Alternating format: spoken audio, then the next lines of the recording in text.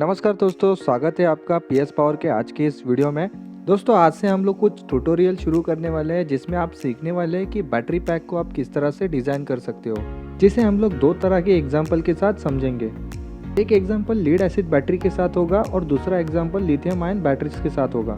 Lithium batteries में ये दो टाइप्स की बैटरी को हम लोग इसलिए ले रहे हैं क्योंकि इनका जो सेल वोल्टेज होता है ये अलग अलग होता है। तो दोस्तों आज के वीडियो में हम लोग सीखने वाले हैं कि किस तरह से आप बैटरी पैक का वोल्टेज कैलकुलेट कर सकते हो।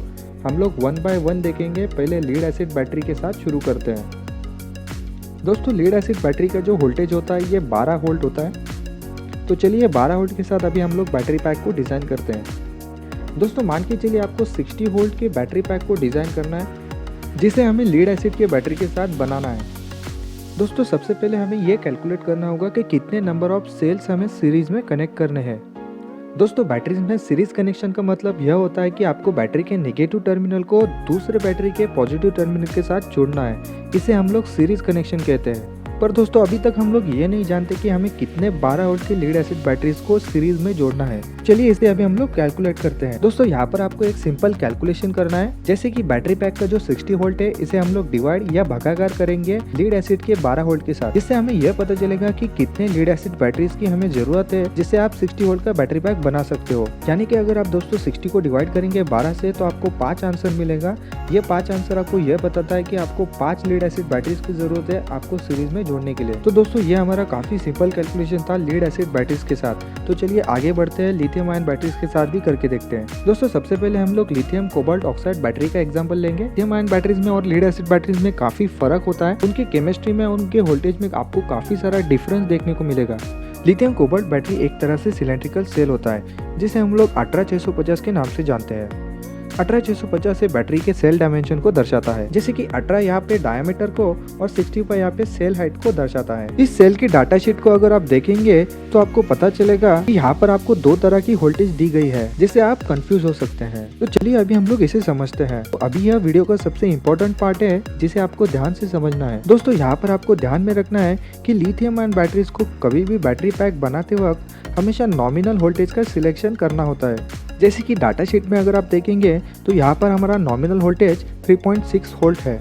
इस वीडियो के अंत में आपको देखने को मिलेगा कि इसे हम लोग क्यों करते हैं। दोस्तों अभी हमें कैलकुलेट करना है कि कितने नंबर ऑफ सेल्स को आपको सीरीज में कनेक्ट करना है। जैसे कि हम लोग अगर 60 वोल्ट को डिवाइड करेंगे 3.6 वोल्ट से तो आपको आंसर मिलेगा 16.66, जो कि एक तरह से डेसिमल नंबर होता है, जिससे आपका जो कन्फ्यूजन होता है ये और भी बढ़ जाता है। जिससे हम लोग यह नहीं बता सकते हैं कि आपको एग्जैक्ट कितने सेल की जरूरत है सीरीज में जोड़ने के लिए। तो दोस्तों यहाँ पर आपको हमेशा डेसिमल नंबर को हटा देना है, यानी एक कंप्लीट नंबर को अज्यूम करना है। जैसे कि 16.66 का होगा 16, जिससे हमें यह पता चलता है कि हमें 16 सेल्स की जरूरत है, जिसे हम लोग अगर सीरीज में जोड़ेंगे तो आपका 60 वोल्ट का बैटरी पैक बनेगा। दोस्तों यहाँ पर हमने मैक्सिमम वोल्टेज रेटिंग को क्यों नहीं अज्यूम किया, इसका आंसर आपको वीडियो के अंत में मिलेगा। तो चलिए अभी हम लोग लिथियम फेरस फॉस्फेट के बैटरी के साथ एग्जांपल को देखते हैं। दोस्तों लिथियम फेरस फॉस्फेट का सेल भी एक सिलेंड्रिकल सेल होता है, जिसका जो डायमेंशन होता है ये 32/650 होता है। यानी कि इसका जो डायमीटर होता है ये 32 होता है और इसका सेल हाइट आपका 65 होता है। दोस्तों अगर हम लोग डाटा शीट को फॉलो करेंगे तो हमें पता चलेगा कि इसका जो सेल वोल्टेज होता है ये 3.2 वोल्ट होता है और इसका मैक्सिमम सेल वोल्टेज आपको 3.6 देखने को मिलेगा। तो चलिए अभी इसे भी कैलकुलेट करते हैं। जैसे कि 60 को अगर डिवाइड करेंगे 3.2 वोल्ट से तो आपको आंसर मिलेगा 18.75। डेसिमल हटाने पर आपको आंसर मिलेगा 18। यानी हमें 18 lithium ferrous phosphate battery cells को सीरीज में जोड़ना होगा। तो दोस्तों इस तरह से आपने सीखा कि किस तरह से आप 3 तरह की बैटरी का इस्तेमाल करके बैटरी पैक के वोल्टेज को कैलकुलेट कर सकते हो। दोस्तों हमें कुछ चीज़ों को समझने की ज़रूरत है, जिसे हम लोग वीडियो के अंत में डिस्कस करने वाले थे, जिसमें हम लोग पहले ये बात करेंगे कि डेसिमल को हमने क्यों हटाया था। जैसे कि दोस्तों लास्ट एग्जांपल में हमने देखा था कि अगर आप 60 वोल्ट को 3.2 वोल्ट से डिवाइड करते हो तो आपको जो आंसर मिलेगा ये 18.75 होगा। उससे हमने यह अज्यूम किया था कि 18 सेल्स को अगर आप जोड़ोगे तो आपको 60 वोल्ट का बैटरी पैक मिलेगा।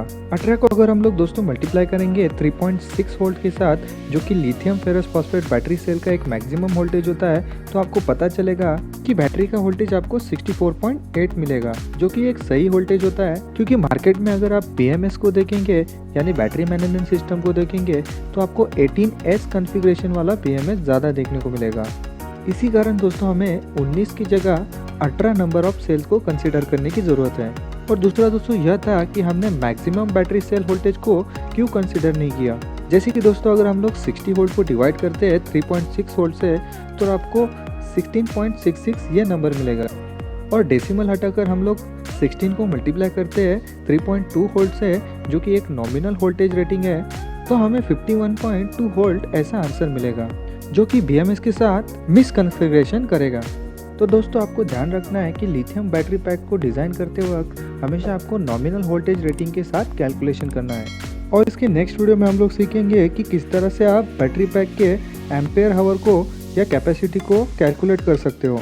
और साथ ही साथ चैनल को भी सब्सक्राइब करें, वीडियो को शेयर करें और कमेंट सेक्शन में अपना कमेंट करिए। मिलते हैं नई वीडियो में नए टॉपिक के साथ। धन्यवाद।